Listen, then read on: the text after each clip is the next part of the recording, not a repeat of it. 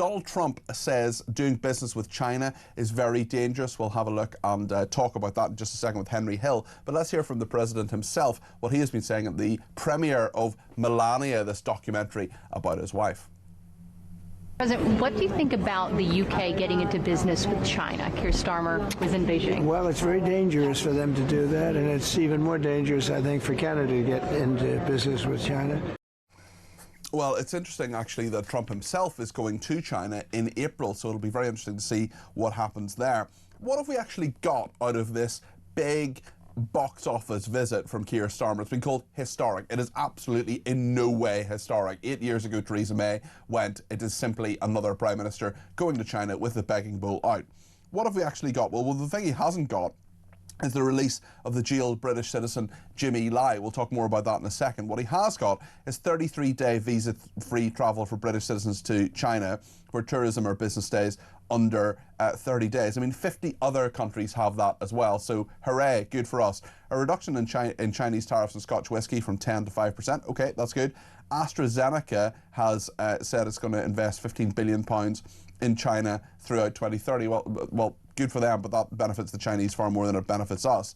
Agreements on service sector cooperation and a feasibility study for potential future bilateral negotiations. I know my heart skips a beat when I hear about that and broader strategic commitments. I mean, that is just all so meaningless. Let's talk to Henry Hill, who's deputy editor of Conservative Home, about this. Henry, what is the point of all of this? Is there really any reason? And actually, we heard Keir Starmer as well saying it's for our nation's security. That, to me, actually shows weakness. That, to me, shows that he's afraid of China. What do you think?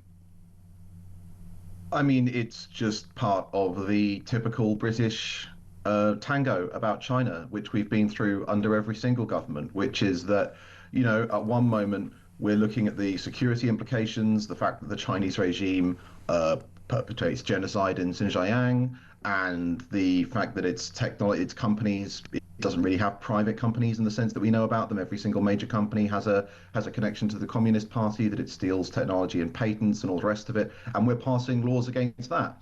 And then, you know, we oscillate a bit and we realize that, oh my God, our economy is terrible and maybe we need some foreign direct investment, and all of a sudden we're going to have a new golden age of Chinese relations in the desperate hope that they'll start putting some money into the economy. And then in a few years' time, we'll notice that those companies are posing some sort of threat or other to our national security or our industrial security, and then we'll start cracking down again.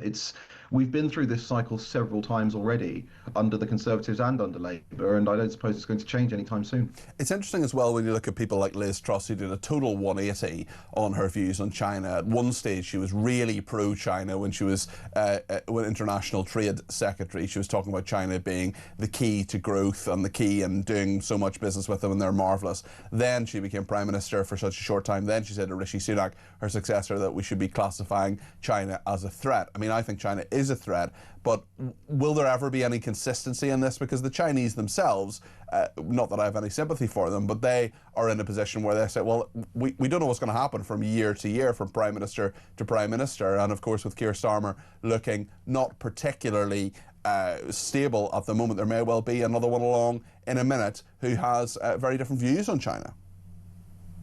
I mean, I think the fact that it is difficult to have a consistent foreign policy when you're a democracy that changes your government every so often and whose governments change their minds is inconvenient from the diplomat's perspective, but it is broadly important.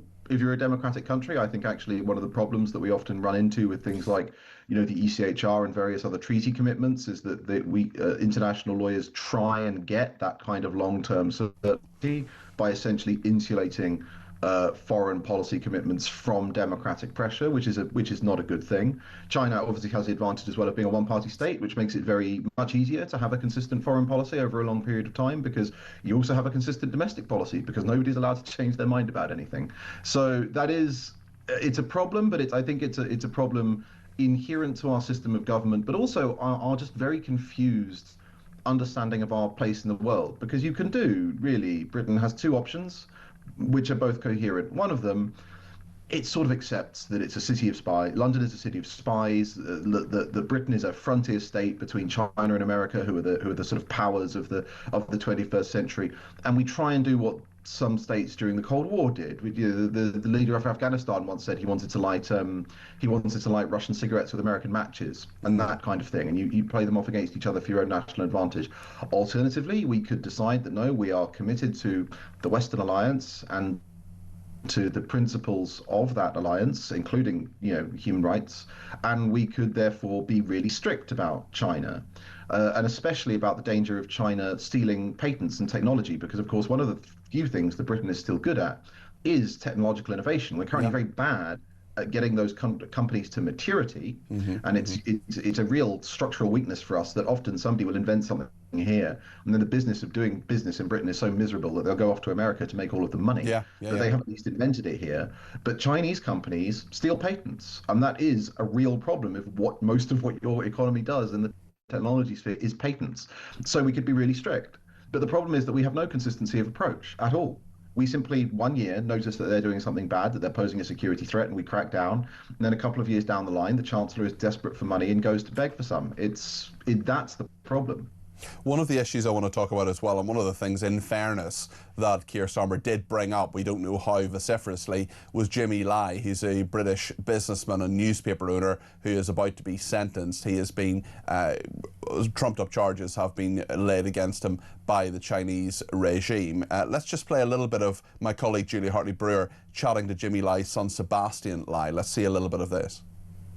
So this idea that we would trade our freedom, our citizens, our human rights for any perceived economical benefit is not only wrong, it's also completely illogical. Yeah, absolutely. And I think this idea of warming relationships, if they can't even do something so human, so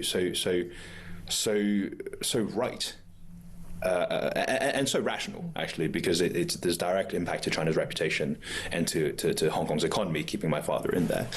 Then what can we expect from that relationship? But also, crucially, he is a British citizen. Well, that's a very, very good point. Henry, there didn't seem to be very much progress on this. It was brought up, as were the Uyghur Muslims and the genocide that China is perpetrating against them, but it didn't seem to get very far. It didn't come back with Jimmy Lai, didn't secure Jimmy Lai's freedom. And one would have thought, given everything that we've given China, that Keir Starmer might be in a slightly better negotiating position. But maybe this just shows his weakness. But but that's not how this works, is it? It's not about like, oh, we've given you this much stuff. You're going to give us something. It's about strength. It's about whether or not we have things that the Chinese want in the future, whether or not they think they actually need to give us things to get them, which is possibly not the case if we keep giving them things anyway. Frankly, the deal we came to when we handed over Hong Kong was functionally just a way of making British politicians feel better about what they were doing. Right. Because the fact is that yes, the new territories were leased for 100 years and all the rest of it, and we would have had to give those back anyway. But Hong Kong Island territory was ours in perpetuity. There were practical arguments about whether or not it was viable, but we'd handed it back to China, which is a one-party dictatorship, and we need to own that decision.